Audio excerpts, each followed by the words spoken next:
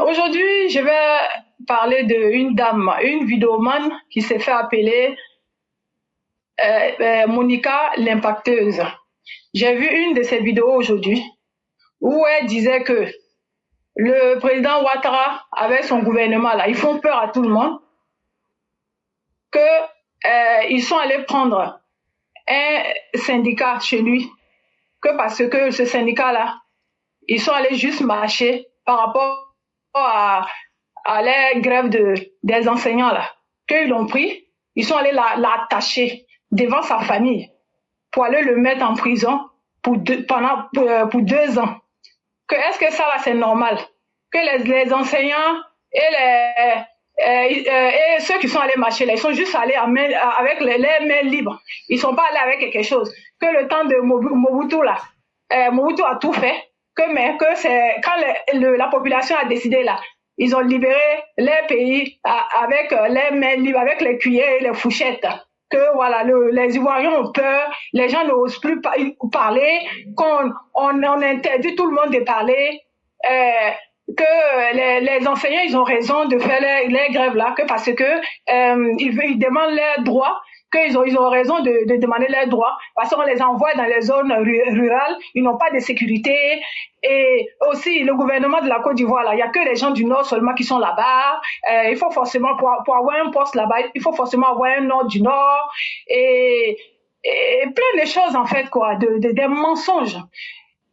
Elle dit aussi que ils n'ont qu'à mettre le nom de tout le monde sur la liste électorale, que nous sommes tous des Ivoiriens et le président Ouattara, pourquoi les gens vont faire marche et puis ils mettent les, les forces de l'ordre devant, que ça veut dire que le président Ouattara a peur. Sinon, s'il n'a pas peur là, pourquoi des personnes qui viennent à main libre là, on met les forces de l'ordre devant?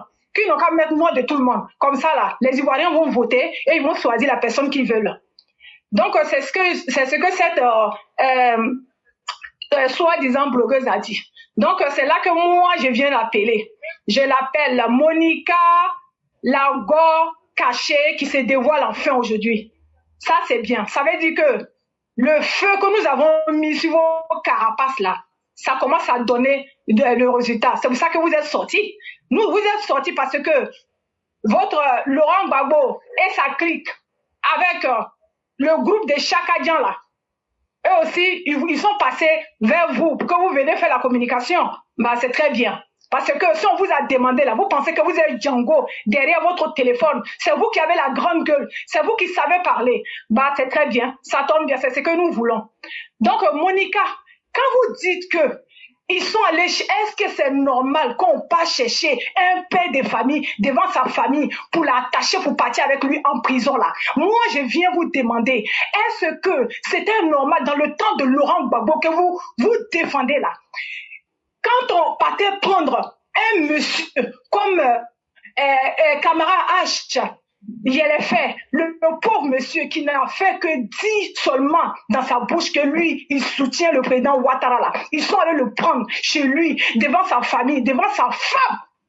Ils l'ont attaché, ils sont partis avec lui. Et nous avons vu là où le corps de ce monsieur-là a été trouvé. Ils l'ont abattu et ils sont allés le jeter dans la rue comme une vulgaire chose, un vulgaire chiffon. Et le monsieur là, qu'est-ce qu'il avait eu?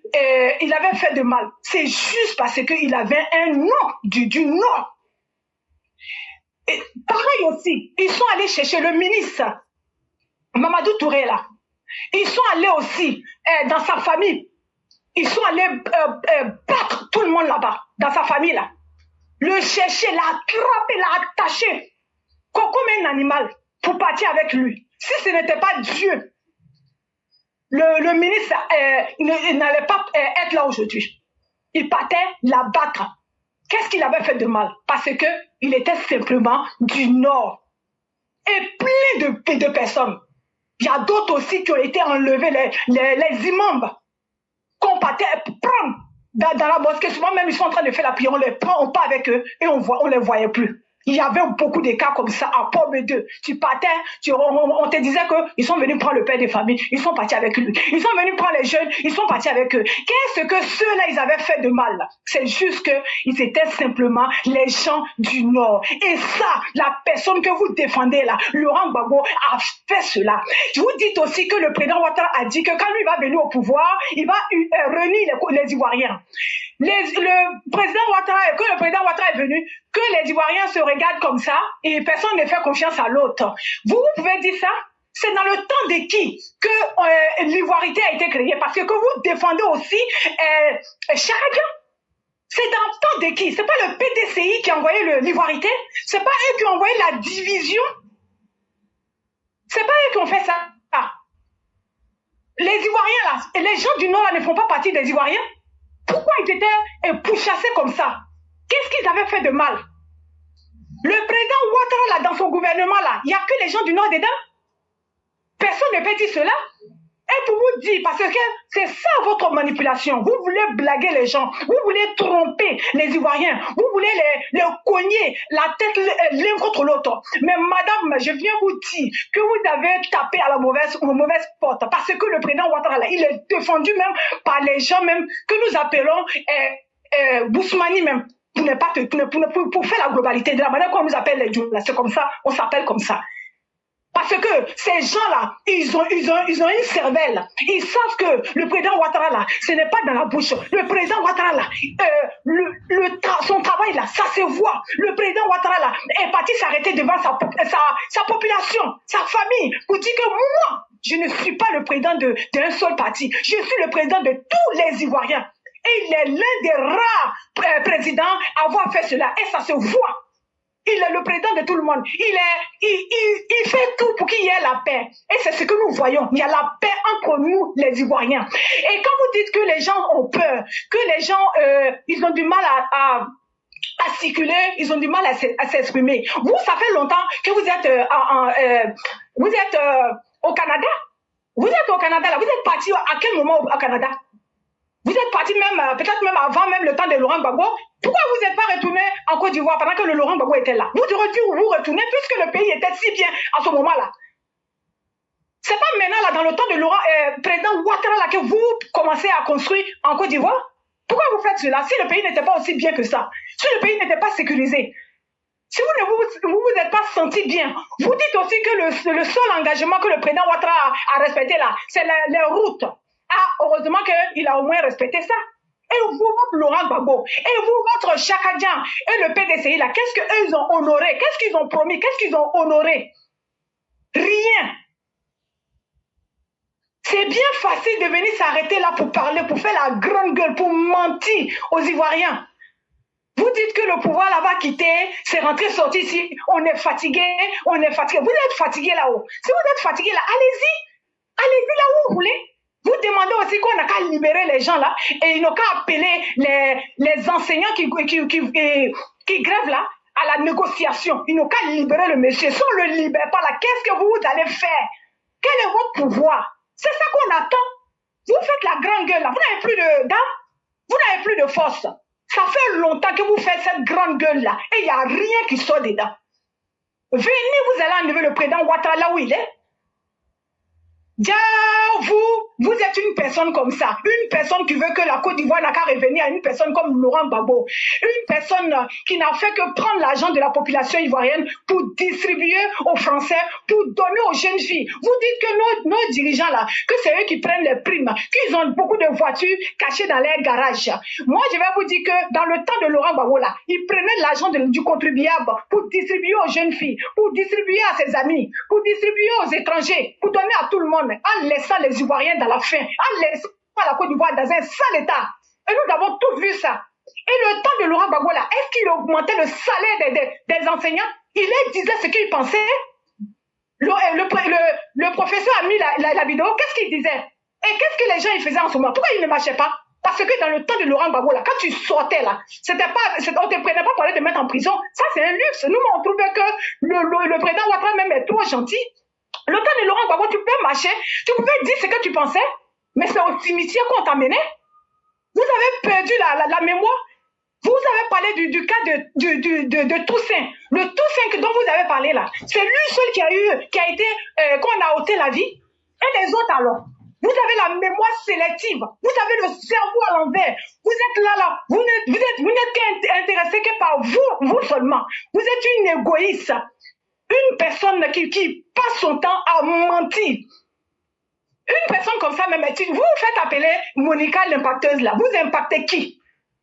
Monica, la menteuse. Monica, la profiteuse. Monica, la cogneuse des têtes. Vous êtes là. Vous êtes là. Votre haine est en vous depuis longtemps. Vous avez camouflé. Vous êtes parti en Côte d'Ivoire. Quand vous avez su que vous partez en Côte d'Ivoire, vous avez fait semblant d'aimer le pouvoir. Quand vous êtes quitté là-bas, là, maintenant, là, vous commencez à faire sortir votre vrai visage. Sachez que la manipulation que vous voulez faire pour diviser les Ivoiriens, là, ça ne va jamais arriver. Les Ivoiriens savent qui les aime. Les Ivoiriens savent qui est là pour eux. Les Ivoiriens ne vont jamais accepter que le pouvoir revienne à un étranger comme le Sénégalais de Chakadjan là. Les Ivoiriens ne vont jamais accepter que le pays, la Côte d'Ivoire revienne dans la main d'un criminel comme Laurent Gbagbo, un voleur comme Laurent Gbagbo, un menteur comme Laurent Gbagbo, un manipulateur comme Laurent Gbagbo, un cogneur de tête comme Laurent Gbagbo. Diviser pour mieux régner, Laurent Gbagbo. Vous avez parlé ils ont cassé les maisons des gens, c'est rentré, c'est sorti ici. Laurent Gbagbo là-haut, qu'est-ce que lui il a fait pour les gens? On a toujours dit ça. Il y a eu la canne en Côte d'Ivoire. S'il aimait vraiment la Côte d'Ivoire là, pourquoi il n'était pas là pendant ce moment-là? Il n'a jamais été là. Et quand il a su que le pouvoir allait échapper, le pouvoir allait l'échapper là, qu'est-ce qu'il a fait? Il n'a pas envoyé ces gens-là pour aller casser tout dans le pays. Une personne qui aime un pays, il avait fait cela. S'il aimait la Côte d'Ivoire, est-ce qu'il allait faire cela? Il a détruit tout. L'argent que le président Ouattara a pris pour construire tout ça là. Si Laurent Gbagbo n'avait pas fait cela, cet argent pouvait servir à autre chose. Ça pouvait même être servi pour distribuer même aux enseignants qui se baladent aujourd'hui. Il est parti, il a laissé une dette qui ne dit pas son nom. C'est le président Ouattara qui a payé ça. L'argent qu'il est parti voler dans la banque là, qui a payé ça? C'est pas avec l'argent de nous, les contribuables, que cela est payé. Il n'a même pas payé les gens, soi-disant pour qui il a volé cet argent. Regardez-moi des gens comme ça. Et ça se fait appeler impacteuse. Franchement, allez-y voir votre copine ailleurs, quoi. Des individus comme ça, à qui on donne quelques francs, quelques monnaies là, elles viennent s'asseoir là pour mentir, pour déverser leur haine. Je comprends pourquoi vous avez déversé votre haine sur José la dernière fois. Vous êtes monté sur elle comme ça, d'en faire des choses là. En fait, cette femme-là, c'est une femme qui s'est levée un jour pour mettre sa haine là sur José, notre José là. Elle a mis sa haine, soi-disant pourquoi José est parti prendre le mari de quelqu'un. Alors que cette femme-là, il y a les voix qui sont sorties sur elle là, où elle-même là, son ancien gars là l'a laissé parce que son crampon, parce qu'elle là, elle s'est fait appeler, c'est elle qui parle de crampon des gens, donc elle, je vais l'appeler, parce qu'elle, son crampon là, n'attrape pas bien garçon. Donc du coup là, son ancien gars là l'a jeté, il est parti marier une autre. Et il fallait voir, elle est partie là-bas, elle allait voir, pendant qu'elle-même s'est mariée, hein, elle est partie voir son ancien gars là, elle est partie lui dire, il n'a qu'à laisser la femme avec laquelle il est là, elle la prend. Tellement que le bangala du gars là était tout dans sa bouche là. Le gars n'a pas voulu parce que son crampon là n'est pas bon. Donc aussi, c'est de la faute de José si son crampon était plus bon que le crampon de Aline. Qui vous a dit que le fait qu'on a fait enfant ensemble, puis on a fait 1000 ensemble, ça veut dire qu'on doit vieillir ensemble? Qui vous a dit ça? Aline, qu'est-ce qu'elle faisait de bon? Rien, à part pondre les enfants. Vous pensez que ça, c'est un métier? Quand on a un mari footballeur, José, là, elle, au moins, elle a un talent. C'est une femme qui a une vision dans la vie. Regardez-moi les choses comme ça. Et ça aussi, ça se fait appeler donner de conscience aux gens. Toi-même, tu as été une kisa refoulée. Donc, c'est ce que je voulais dire à cette énergumène-là. Pour détailler qui est l'éclaireur, cette femme-là, quand tu la vois, elle a, Dieu merci, le visage, là, ça va. Les bras, là, un bras, là. Et on prend les deux bras et les deux cuisses de tous les EPV là, on colle ensemble, ça lui fait un bras. Et puis, faut pas se lever hein, pour s'arrêter. Hein. Si elle se lève là, devant là, non, c'est gâté. Derrière aussi là, non, c'est gâté aussi. Voilà le modèle de cette idiote là qui se permet de parler au président Ouattara. Oui, votre Ouattara, votre gouvernement là, Ouattara, votre gouvernement là, il a loupé.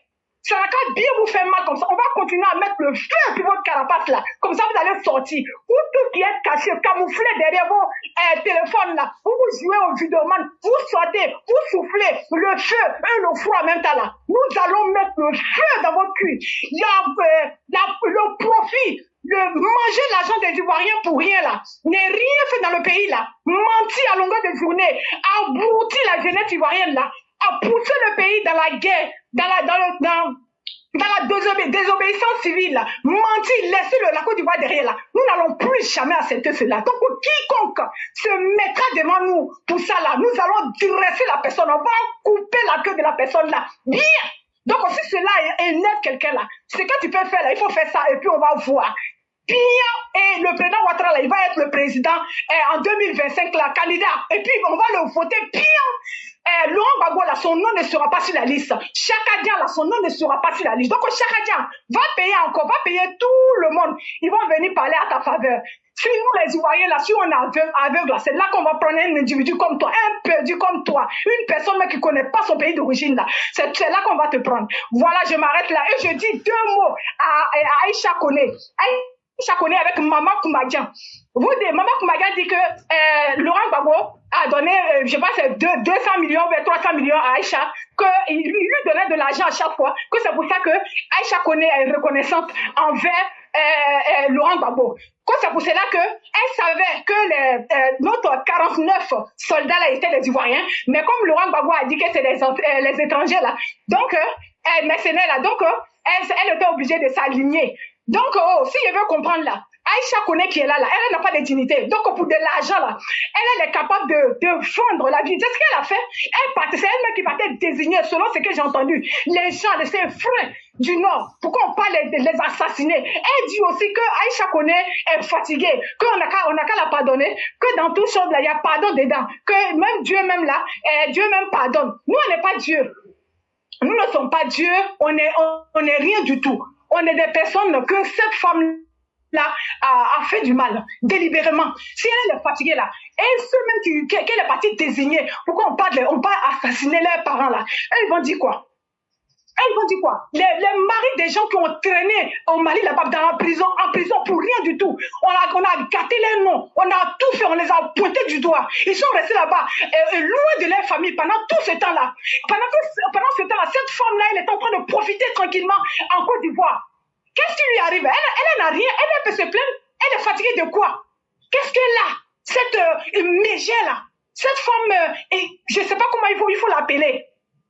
Tu vas mourir de ta belle mort comme ça. Tu vas mourir. Jamais on va pardonner ce que tu as fait. Toi, Aïcha Koné, femme Diantara internationale. Je m'arrête là. Merci beaucoup. Merci beaucoup, chère mère. Merci infiniment de ce que vous avez dit. Et malheureusement, comme disait quelqu'un, grâce à Internet aujourd'hui, ceux qui ne devraient même pas avoir droit à la parole sont ceux-là même aujourd'hui qui deviennent des donneurs de leçons. C'est aussi ça, la magie, malheureusement, de la bêtise humaine. Et ça, on peut lutter contre tout, mais on ne peut pas, il n'y a pas de remède à la bêtise humaine. Voilà le drame avec l'homme. Quand un homme décide d'être un animal, là, vrai, là, même un animal devient mieux que la personne. Et je suis très heureux que vous n'ayez pas loupé cette soi-disant impacteuse. Et je trouve même que vous aviez été tendre. Parce qu'il y a des choses là. C'est une femme qui peut répondre à une femme. Et j'aurais souhaité encore que tu puisses piquer bien même là où il fallait. Aïcha Koné là, elle a déjà signé un pacte avec la malédiction. Elle là, sa vie est foutue. Elle-même elle sait. C'est pourquoi elle est en train de multiplier toutes les mauvaises actions. Et elle aura une mauvaise fin. Et ce n'est pas parce que nous sommes contre elle. Mais elle-même, elle a condamné sa vie à mal finir. Et donc, ceux qui veulent jouer les juges d'Aïcha Koné, prenez le temps. Les paroles sans technique là. Je parle de notre maman Kumba.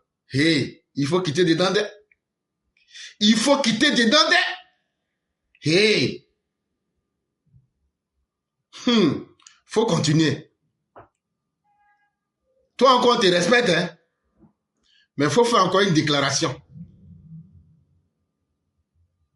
Faut faire encore une déclaration. Toi-même, il faut aller prendre ta vidéo, tu vas écouter.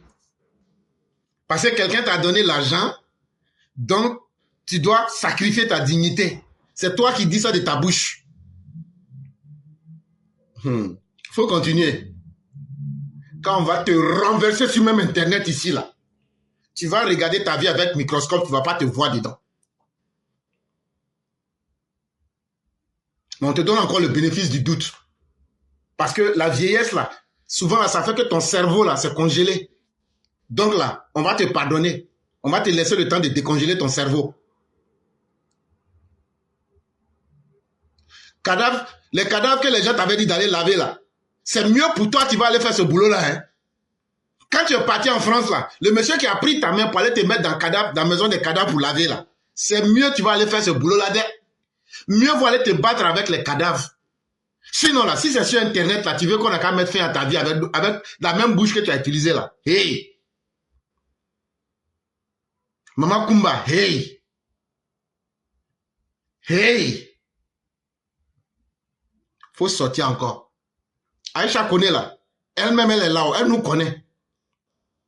C'est qu'on lui a montré dans les 49, là, elle connaît. Mais si toi, tu veux ta part, là, on va bien faire ton bagage. Et puis, on va attacher ça pour mettre ça sur ton dos. Faut sortir encore pour faire une deuxième déclaration. On sera sans limite sur toi. Parce que tu as fait des propos hypocrites.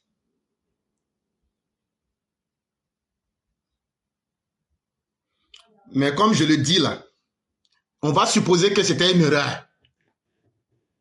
Si tu as confiance à ta bouche là, faut sortir encore pour faire une telle déclaration. Tu vas ramasser ta vie avec des fourchettes et des cuillères. Tellement on va désintégrer ta vie. Tu penses que quand tu as parlé, on ne sait pas, tu as disparu des radars, quoi. Tu penses que tu es né vieille quand on ne connaît pas ta vie. Si tu ne veux pas toi-même là te mettre dans la place où les gens font semblant de t'oublier là, faut sortir encore pour venir narguer les gens. Donc vous pensez que quand vous parlez là, ça a des chiens vous parlez, ils n'ont pas de cerveau pour réfléchir.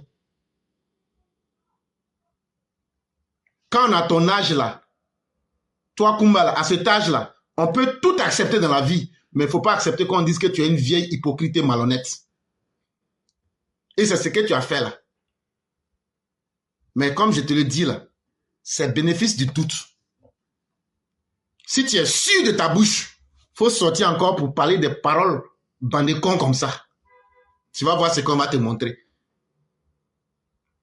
Tu vas voir ce qu'on va te montrer. Ça ne va pas aller loin. C'est pas dans bouche là, tu vas comprendre.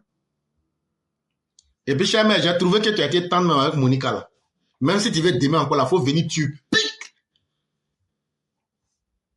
Et puis, il faut piquer même là, bien même.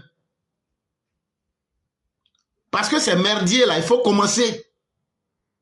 Alassane Ouattara là, si Gbagbo est fort là, Gbagbo n'a qu'à aller couper tête d'Alassane Ouattara et puis n'a qu'à prendre la présidence. Quand il est quitté là, c'est ce que les gens avaient dit, que Gbagbo s'en va au pouvoir, il s'en va au palais. Déjà, il n'est pas garçon. Jusqu'à aujourd'hui, il vient quémander la pitié d'Alassane Ouattara. Et à travers qui? À travers des déchets humains.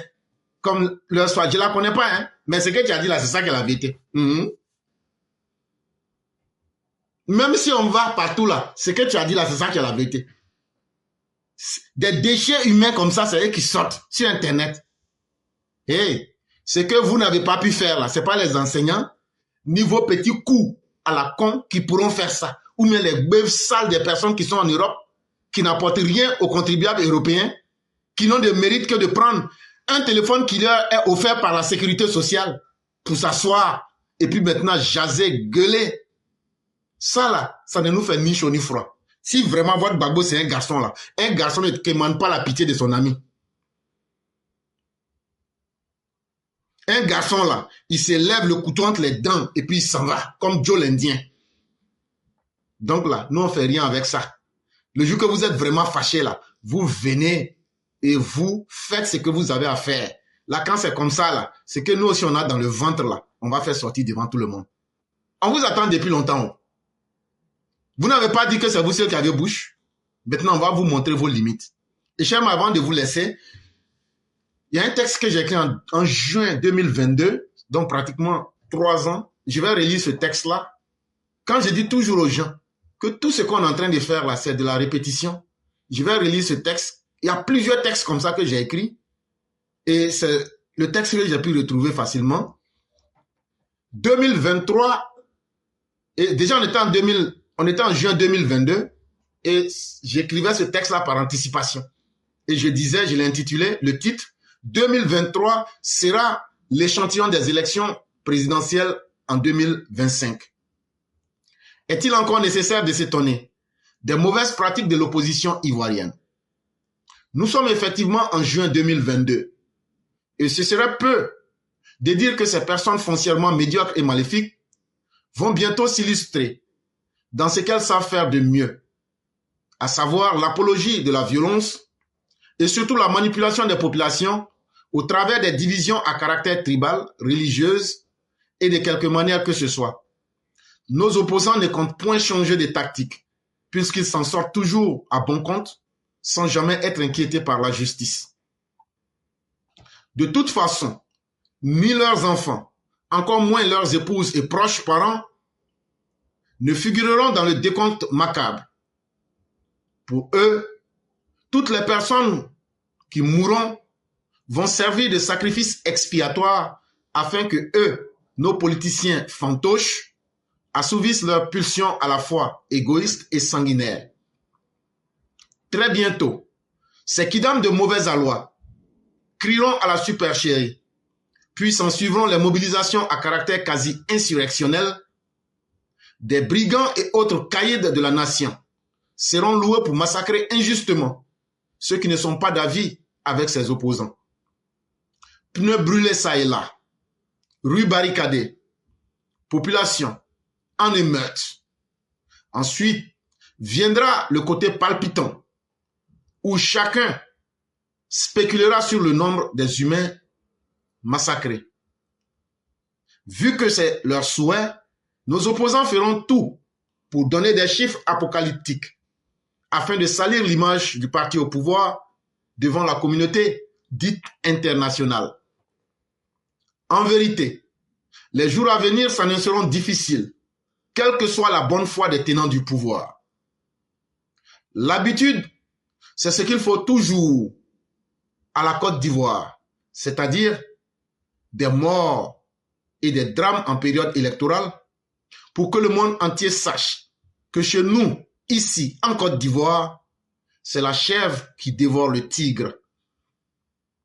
Pendant ce temps, en complicité avec des pseudo-organisations de droits humains, on forcera le lion, c'est-à-dire le roi en place, à manger du maïs, son totem. Et comment cela se peut? Mais la tâche nauséabonde de nos apprentis lucifériens ne s'arrêtera pas après les élections de 2023. Dans les localités où ils auront été élus, instruction leur sera donnée de détruire les registres de naissance afin de compliquer le travail aux citoyens soupçonnés d'être favorables au RHDP. Beaucoup de registres de naissance disparaîtront ainsi ou connaîtront des pages manquantes. Quelque temps après, cette même opposition exigera un audit du fichier électoral en 2024 avec une commission indépendante internationale, comme si notre pays était sous une quelconque tutelle par incapacité. Cher, mais je m'arrête sur cette dernière phrase-là. Qu'est-ce que l'opposition demande aujourd'hui? Qu'on n'a qu'à faire un audit international du fichier électoral. En juin 2022, ce texte que je vous lis là, je l'ai écrit en juin 2022. Et voici dans cette phrase ce que je dis. Cette même opposition exigera un audit du fichier électoral en 2024 avec une commission indépendante internationale comme si notre pays était sous une quelconque tutelle par incapacité. Au regard de tout ce qui précède, il sera primordial pour le RHDP d'anticiper sur les événements. Seule la proactivité permettra de neutraliser tous les plans lugubres de cette bande de malfaiteurs sans projet de vie, qui n'aspirent qu'à être à la tête de l'État pour se la couler douce et faire la fanfaronnade. C'est en ce sens que la nouvelle nomenclature du RHDP mise en place doit tenir compte des réalités du terrain, tout en prenant soin de minimiser au maximum les frictions et les incompréhensions internes dans nos différentes contrées. Ensuite, il faudra cibler les personnes ressources qui auront des rapports sains et cordiaux avec nos bases militantes. Et enfin, être à même de matérialiser ces potentiels militants en des véritables électeurs, c'est-à-dire des voix concrètes durant les échéances électorales à venir. En attendant 2023 et octobre 2025, n'oublions pas que le vrai objectif de nos opposants reste et demeure la prise du pouvoir par un moyen de coup d'État, puisque c'est la méthode en ce moment dans la zone ouest africaine. Pour atteindre ce dessein honteux, nos opposants comptent résolument sur un certain Tieni Banani, qui a encore démontré le 19 juin 2022 qu'il ne se détachera jamais de la violence armée, puisque c'est l'unique panacée selon lui, même encore en cette année 2022 et dans les années à venir, si Dieu nous accorde la grâce de vivre assez longtemps. Source éclaireur pro-vérité. Ça, c'était déjà des choses que j'avais eu à évoquer depuis juin 2022. Et il y a beaucoup de textes comme ça qui ont été écrits. Vous allez trouver tous ces textes-là sur YouTube. Et même ce qui arrive aujourd'hui avec le mercato du retour, c'est des choses que nous avions déjà prévues et nous avons analysé tout ça. Et donc, ici, c'est la seule phrase qui m'intéresse ici. On ne va pas dire tout parce qu'il y a aussi des solutions qu'on avait données pour le RHDP. Mais déjà, imaginez-vous qu'en juin 2022, je vous disais que cette opposition-là, quand elle aura échoué, c'est pour demander un audit du fichier électoral. Et aujourd'hui, en 2025, quand ils se sont réunis là, qu'est-ce qu'ils disent aujourd'hui? Mais ce que je veux prouver, ce n'est pas que nous soyons des oracles ou bien que nous savons lire l'avenir. Mais ça veut dire que nous avons une très bonne connaissance de notre opposition. Et ça veut dire que nous avons une très bonne compréhension des événements. Ça veut dire qu'ici, en 2022, nous pouvions savoir déjà ce que vous pensez et vous allez penser. Ça veut dire que nous sommes extrêmement en avance sur vous. Et ça, c'est un citoyen lambda qui s'appelle éclaireur pro-vérité. Maintenant, demandez-vous à quel niveau le président Ouattara est. Alors que moi, je ne suis absolument rien dans le dispositif. Maintenant, demandez-vous si j'ai une telle capacité d'anticipation sur les faits. Demandez-vous, le président Ouattara et son gouvernement, ils sont à quel niveau? Hey, ne vous amusez pas. Quand vous dites de ne pas vous amuser là, ça veut dire tous les scénarios que vous allez créer là, on a déjà anticipé sur tout. Maintenant, à vous de choisir ce que vous voulez et les conséquences seront en face de vous. Cher mère, vraiment, merci beaucoup. Leur soi-disant impacteuse là, même si demain tu veux, faut sortir encore plus tu. Elle est rentrée dans notre ligne de mire. C'est fini ça. On va plus la lâcher. Ça, ce n'est que entrer à la matière.